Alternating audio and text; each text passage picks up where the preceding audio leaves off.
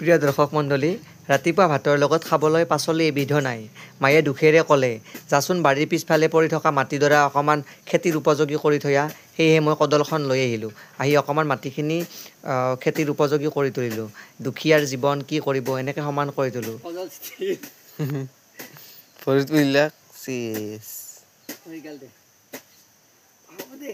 মানুহে ভাবে ল'ৰাজনৰ একো কাম বন নাই, কিন্তু ল'ৰাজন আচলতে হাতে ভৰিয়ে সকলো ফালৰ পৰাই আছে। এতিয়া ইয়াতে শাকৰ গুটি ছটিয়াই দিয়াহে কথা ৰাতিপুৱা ভাতেৰে খাবৰ কাৰণে। গাইছ, দুখৰ কপাল, হাজিৰা কৰিব লগা হৈছে। শাক ৰুম এতিয়া ইয়াতে। এয়া পূৰা কোদাল মাৰি মাৰি একদম খৈৰে দিছোঁ নিমখা। গম পাইছি, চাহ তাহ নাই এতিয়ালৈকে।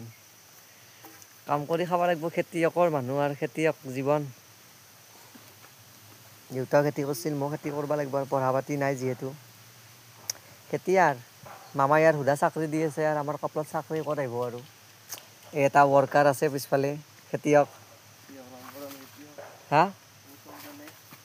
ই পাৰে খেতি কৰিব ভালকৈ, আদু নহৰু গোটেই খেতি কৰিছে সি বাৰু। ইয়ে বোলে ইয়াতে কৰিব, ই বোলে ইয়াতে সেই লাই শাক দিব বোলে, গাছৰি দি খাব। গাছৰি দি খাব। ঠিক আছে তেতিয়াহ'লে আৰু পিছৰ বস্তুখিনি দেখাই আছোঁ। আজি আমাৰ ঘৰত সৰুকৈ এখন পূজা আছে, মানে বিষ্ণুপাঠ।